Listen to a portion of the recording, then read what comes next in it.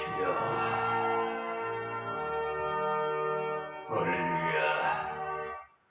오늘도 새날을 허락하신 우리 아버지 하나님께 모든 영광을 돌립니다.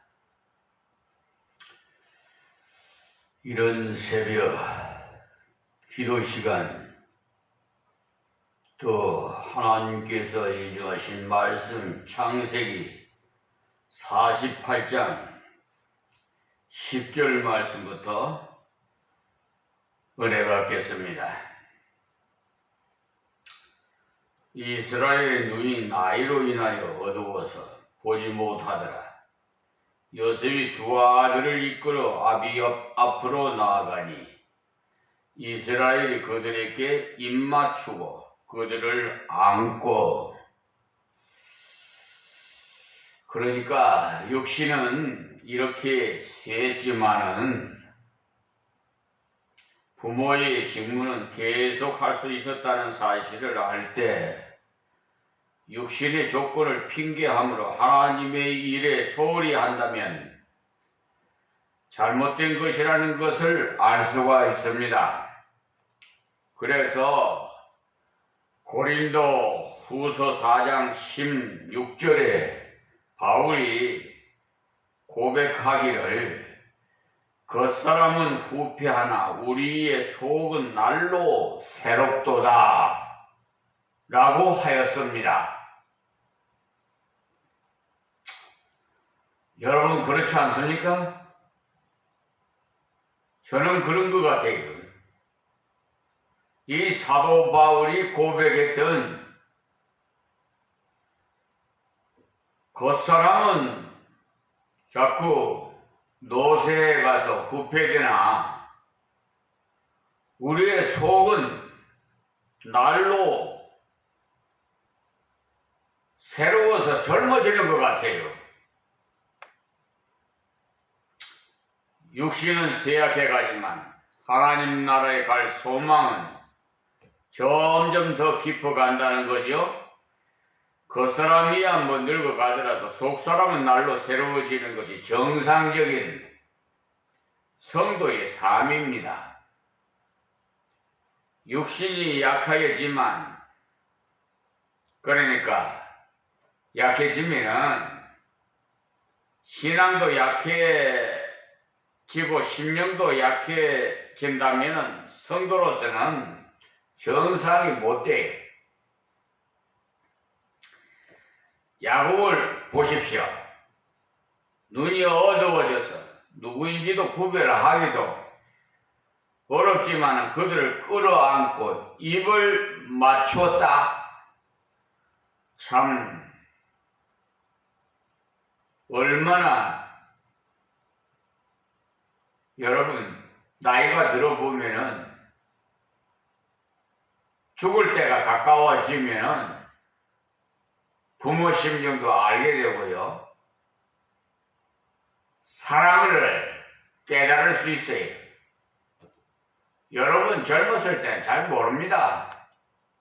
부모님이 나한테 섭섭하게 한 것만 생각하지 부모님의 그 속마음을 헤아리지 못해요. 아무리 공부를 많이 높은 대학원까지 공부를 시켜도 우리 인생들은 아둔해서 개잘난 맛으로 살아요. 자기가 그냥 최고예요. 남을 나보다 낮게 여기라 했는데 그렇지 않아요. 자기가 그냥 최고고 자기 주장이, 자기 생각이 최고입니다. 그렇게 알고 있어요. 그러니까 배려하는 것이 없고 남을 낮게 여기는 그런 거 찾아보기가 힘들어요. 세상이 어떻게 이렇게 각박하고 사랑이 식어가는 시대가 돼가지고 부모 자식 간에도 그렇고요. 형제 간에도 그렇고 이웃 간에도 그렇고 교인들 간인지도 그렇고 교회도 네 교회 내 교회 찾아 쌓고 한 교회에서도 뭐 목사파 장로파 여러분 그렇잖아요?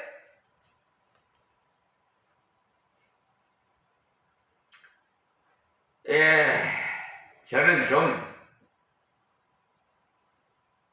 실질적으로는 그런 것을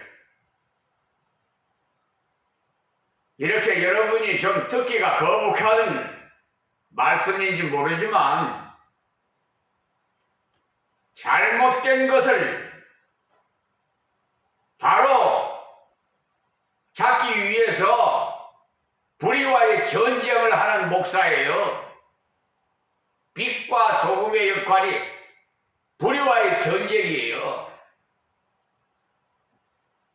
어두운데 빛을 발하고 부패하고 썩어가는 곳에 또 우리 인생이 살아가는 데는 음식의 입맛을 돋궈주는 것이 소금 아니에요? 소금이지요. 소금 없으면 우리 음식 제대로 먹겠어요? 맛있게?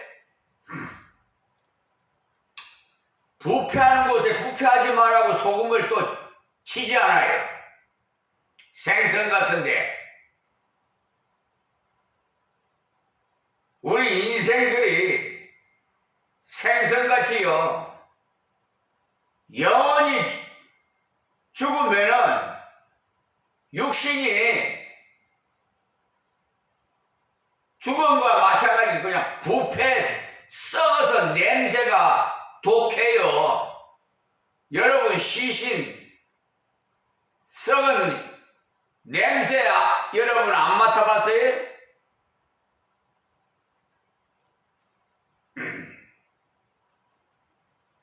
아주 고약해요. 그러니까 즉 하나님의 말씀 그러니까 영이 들어가 있지 않은 자들은 부패하기가 쉬워요. 사람은 살아서 육신은 살아있는 것 같지만 죽은 것 같은 거예요.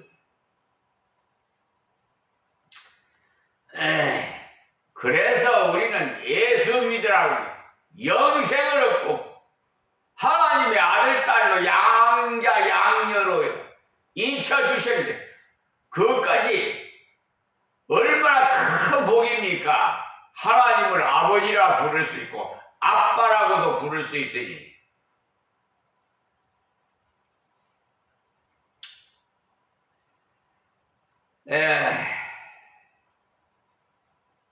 이렇게 야곱은 눈이 어두워서 눈이 그런 것 같아요. 나이가 들면 눈이 어두워지고 침침하고 그래서 돋보기를 쓰지 않아요?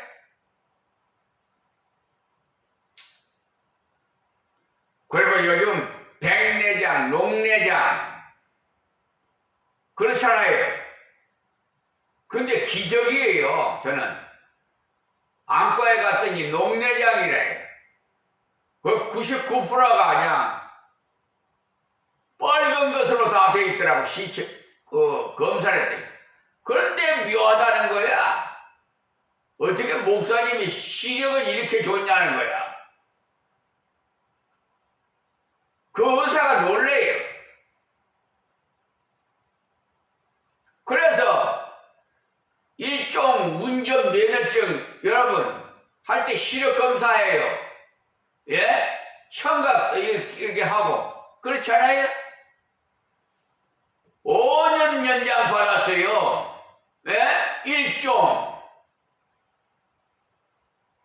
하나님의 은혜예요. 그러니까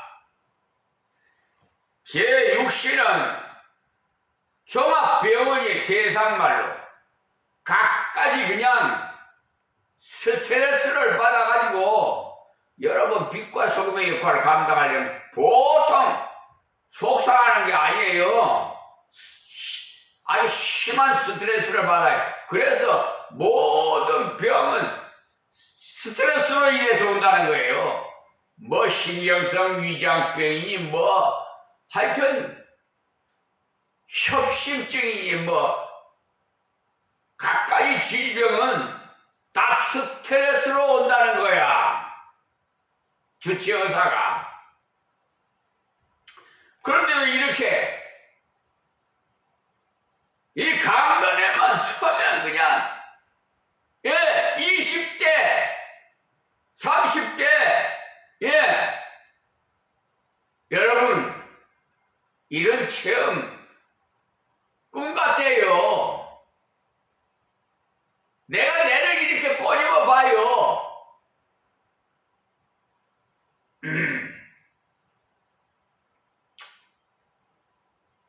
그 아들을 사랑한다는, 사랑해서 축복해 주겠다는 그들의 조부모로서 진정으로 사랑하는 표를 축복으로 나타낸 것입니다. 이 11절에요. 요셉에게 이르되 내가 네 얼굴을 보리라고는 뜻하지 못하였더니 하나님이 내게 네 소생까지 보이셨도다. 이때 야곱이 너무나도 감격해 기도하기 전에 손자들에게 입맞추나니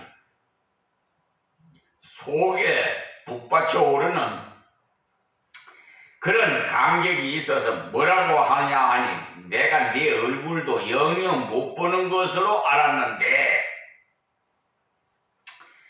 네 소생까지 하나님이 보이셨도다 라고 했어요. 항상 우리는 하나님 우선이에요. 하나님의 말씀이 안 들어가면은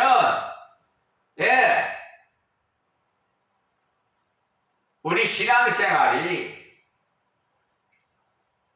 제로입니다. 제로.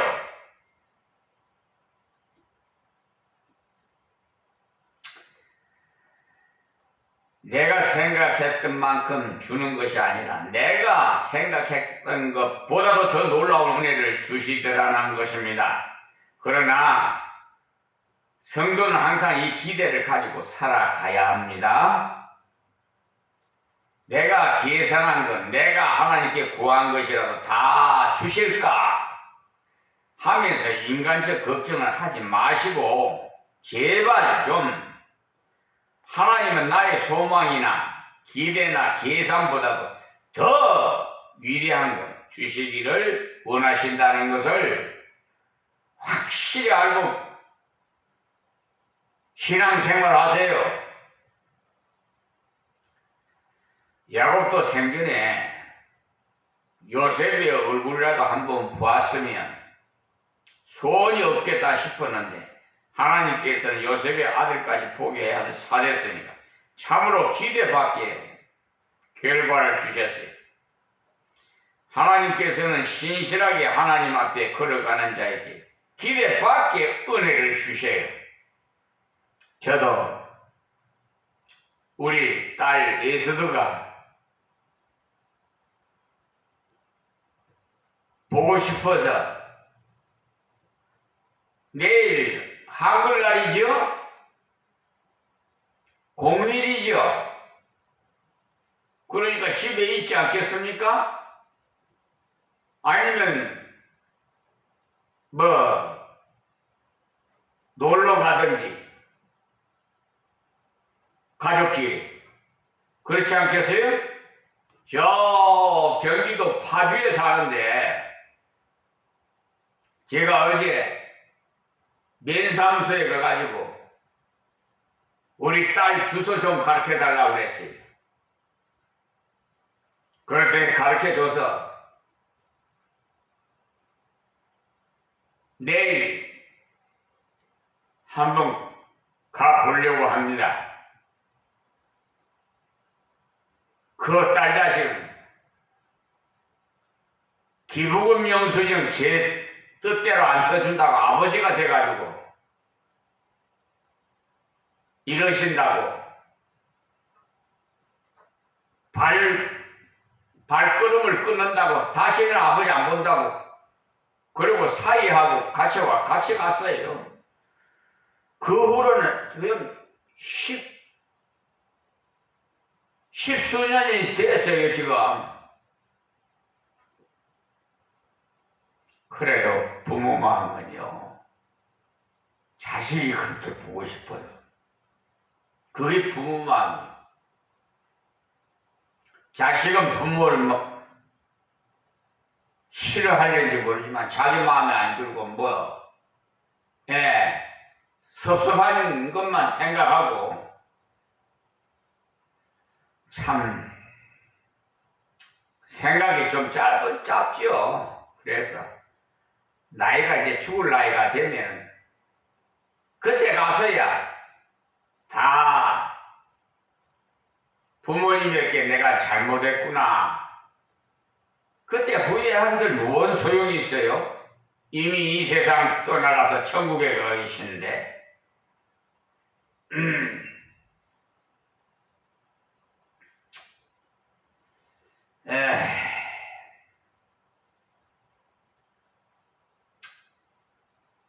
무엇을 말하느냐 하면 하나님께서는 인간의 그 기대밖에 놀라운 은혜를 주시는 분이라는 것을 여러분 아세요. 그리고 12절에 요셉의 아비 무릎 사이에서 두 아들을 물리고 땅에 엎드려 절하고, 그러니까 아버지 말씀을 듣고 난 요셉도 자기의 두 아들을 물러나게 한 후에 아버지에게 큰 절을 했습니다. 요셉이 이렇게 엎드려 절하는 것을 아버지의 그 모든 교훈과 아버지의 신앙을 들었을 때 큰 절로서 경의를 표하는 것입니다. 또 아버지의 놀라운 사랑에 대해서 감사의 극적인 표현으로 큰 절을 한 것입니다. 특히 자기 아들을 보는 앞에서, 그러니까 손주들을 보는 앞에서 말이에요. 아버지에게 큰 절을 하는 것은 아들들에게도 큰 교훈이 돼요. 어른은 이렇게 축복받는 것이야말로 귀한 것이라는 것을 보여주는 그런 신앙적인 교훈이 되는 것입니다.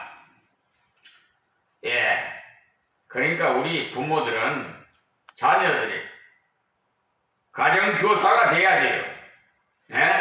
본이 돼야 된단 말이에요. 일거석일투석을 딱 보고 부모가 하는 일을 그대로 따라 산단 말이에요. 다음 13절.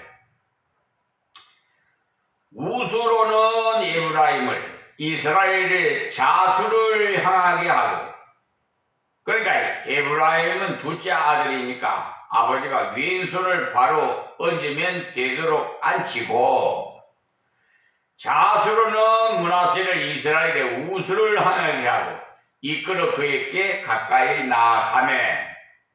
그러니까 므낫세는 맏아들이니까 야곱의 오른손을 쉽게 얹을 수 있도록 앉혔어요. 그러니까 야곱의 손이 그대로 뻗치면 되도록 앉혔는데, 요셉은 상식을 따라서 혈통의 순서대로 므낫세를 오른쪽에 에브라임, 왼쪽에 그러니까 에브라임은 왼쪽에 이렇게 두었어요. 그러나 야곱은 손을 반대로 얹어서 기도하려고 했어요. 14절 보면 이스라엘의 우수를 펴서 찾아, 그러니까 둘째 아들을 장남 말고 그 다음에 찾아, 에브라임이 머리에 얹고 자수를 펴서 므낫세의 머리에 얹으니 므낫세는 장자라도 팔을 어긋맞겨 얹었더라. 그냥 얹다 보니 그렇게 된 것이 아니라 의도적으로 확실히 알고 그렇게 했어요. 그것은 자기의 축복이 사람의 육정으로 축복해 주는 것이 아닙니다, 여러분. 육적인 사람은 그렇게 생각할려면 모르지만 영적인 사람은 알 수가 있어요. 하나님의 뜻으로 축복해 줘야 영적인 축복의 기도라는 말입니다.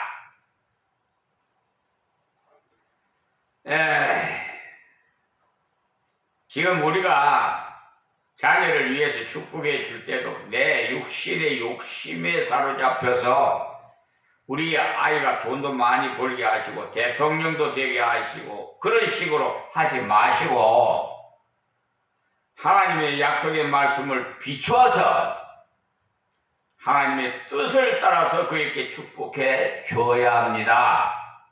아버지 하나님, 이 자녀들이 하나님의 뜻대로 인도해 주시옵소서라고. 여러분 뜻대로가 아니라 하나님 뜻대로 꼭 잊지 마세요. 그래야 그 축복이 자녀에게 임하는 것이지 욕심을 따라서 구한다고 복이 임하는 거 아니에요.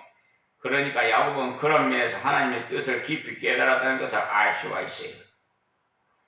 저는 다른 목사님은 모르겠습니다만 저는요 기도할 때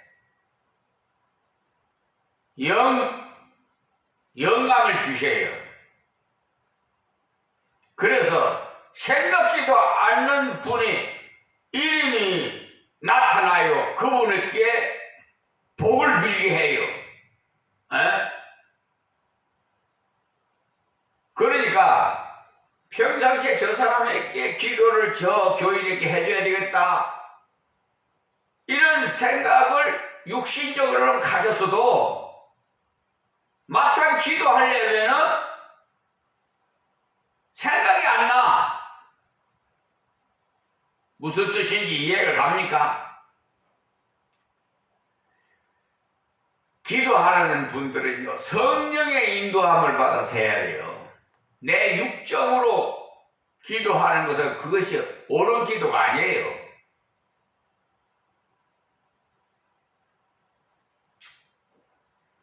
인간적으로 생각하면 그때 사람은 지식이 우리보다 더 부족한 것 같지만 신령한 면에서는 야곱은 조금 더 부족한 것이 없어가지고 합당하게 기도해 주었습니다. 여기까지를 볼 때 우리가 자녀에게 줄 수 있는 최대의 그 유산은 모범된 신앙과 진실된 교훈이 그것이 간절한 기도가 되어야 합니다. 그러므로 모범된 신앙 생활을 자녀에게 본으로 남겨야 돼요. 뿐만 아니라 성경적인 신실한 교훈을 해 줄 것이고 그렇게 해줘야 돼요. 또 그를 위해서 간절한 축복 기도를 해줘야 합니다. 그리고 영적인 직무는 성도면 누구나 끝까지 감당할 수 있다는 사실을 기억하시기 바랍니다. 우리의 그 사람은 나이가 먹으면 어쩔 수 없이 쇠하여 가지만은 우리의 속사람은 오히려 날로 새로워지기 때문에 영적인 우리의 사명은 주님 앞에 갈 때까지 진실하게 감당하기 위해서는 계속 기도해야 됩니다. 기도는 호흡과 같아요. 우리 숨을 안 쉬면 죽지요. 그러니까 하나님과 나와의 이 교통이 호흡이에요. 영적인 호흡이란 말이에요. 기도가. 그러니까 기도가 끊어지면은 하나님과의 그게 요즘 무슨 전화를 하고 뭐 합니다만은 이 교통이 끊어지면 하나님과 멀어지는 거예요. 그런 분들은 냄새가 독해요. 변질이 된 사람들은.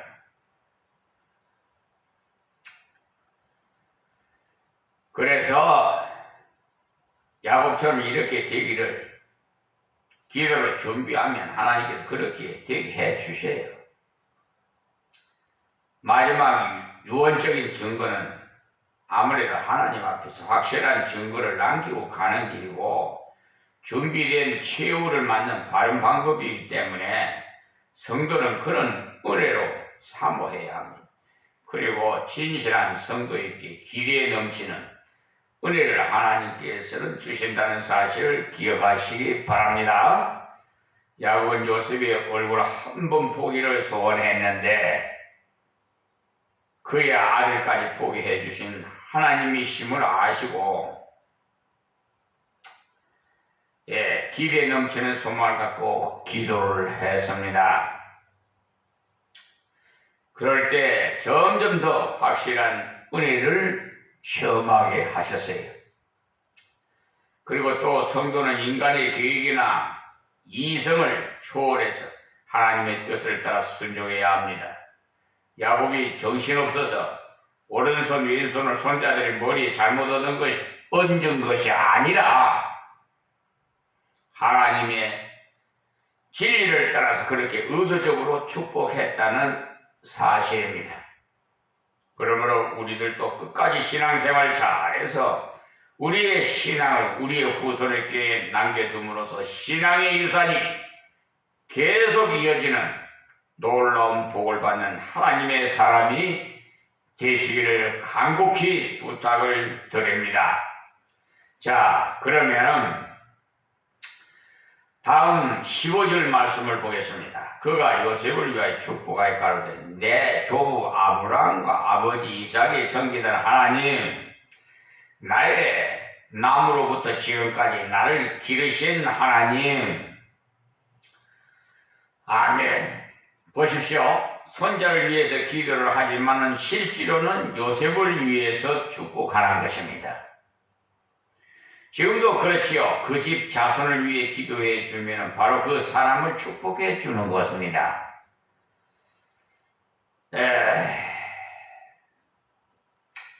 그 집 자손 잘 되는 것이 바로 그 사람에게 잘 되는 것 아니겠습니까? 그것이 오히려 그가 원하는 바예요. 자기 잘 되는 것도 좋지만 자손이 잘 되는 것은 하나님의 은혜가 지속되는 것이기 때문에 굉장히 큰 복이라는 것을 아십시오. 그 때문에 부모는 자녀를 위해서 축복을 많이 해주는 것이 정말 중요합니다.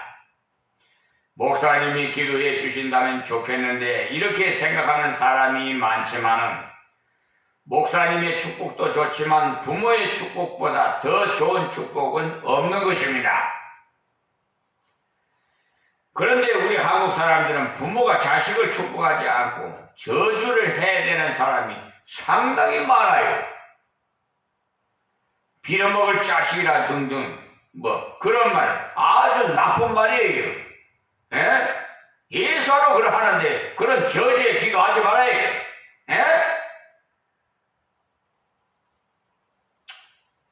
내버릴 말이라도 그런 말 하지 말아요. 말이 씨가 돼요. 야곱도 마음껏 취하는 것을 좋아했는데 하나님의 복을 받고 나니까 자기 자식 하나하나를 위해 이렇게 축복의 기도를 해줌으로써 다 이루어졌다는 것을 받았습니다. 여러분이 자녀를 위해서 드리는 기도는 결코 헛되이 되지 않습니다. 그대로 이루어집니다. 성격이 못된 자식일수록 축복을 더 많이 해 주십시오. 못된 자식이니 더 축복을 받아야 옳게 되지 못된 그대로 있으면 어찌 되겠어요? 하나님께서 고쳐주셔야만 옳게 되기 때문에 못난 자식일수록 더욱 많은 기도를 해 주십시오. 그런데 야곱은 축복을 하는데 정말 옳은 축복을 해줬어요. 왜냐하니까 자기 아버지 이삭은 아들을 축복하기 위해서 먼저 사냥한 고기를 별미를 만들어서 가져오느라고 했지요. 축복이라는 원래 무료로 주는 복입니다. 고기 먹었기 때문에 해주고 한다면 잘못이에요. 이삭은 왜 에서를 야곱보다 더 좋아했는고 하니 에서의 사냥한 고기를 좋아했기 때문이라고 했는데, 큰 아들에게 편애를 하되 사냥한 고기를 좋아해서 하였으니까 참으로 천박한 생각에 빠진 것이죠. 사람이 이렇게 잘못 생각하는 경우가 많아요. 곁길로. 그러니까 하나님 뜻과는 상반된 행동을 하는 분들이 있다 이 말입니다. 사실은 하나님께서는 분명히 큰 자가 어린 자를 섬기려는 그런 기시의 말씀을 분명히 주셨건만 그냥 고기 대접 좀 잘한다고 해가 축복해 주려고 했으니 이삭이 큰 실수를 한 것입니다. 그러나 축복받기는 결국 하나님 뜻대로 야곱이 받았지만 예수인 줄 알고 속아서 축복하였으니 영광스럽지 못한 축복을 했지. 그런데 야곱은 별미를 가져오라는 등 그런 헛된 짓은 하지 않고 그냥 순수하게 하나님 주신 은혜를 감사하면서 축복을 해주었는데, 뭐라고 해주었느냐 하니까 내 조부 아브라함과 아버지 이삭이 섬기던 하나님, 나의 나무로부터 지금까지 나를 기르신 하나님이라고 하셨어요. 무슨 말이에요? 야곱 자기가 복을 주는 것이 아니라 하나님께서 주셔야만 된다는 것입니다.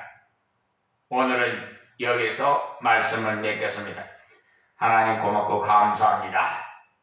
오늘도 이 새벽에 주신 말씀 귀 있는 자는 다 들어서 세겜 만민이 다 복받게 하여 주시옵시고 변화되는 삶을 살게 하여 주시옵소서. 주 예수여 어서 오셔서 이 세상이 험악하고 혼란스러우니 마지막 심판을 내려 주옵소서. 예수님의 이름으로 기도합니다. 아멘.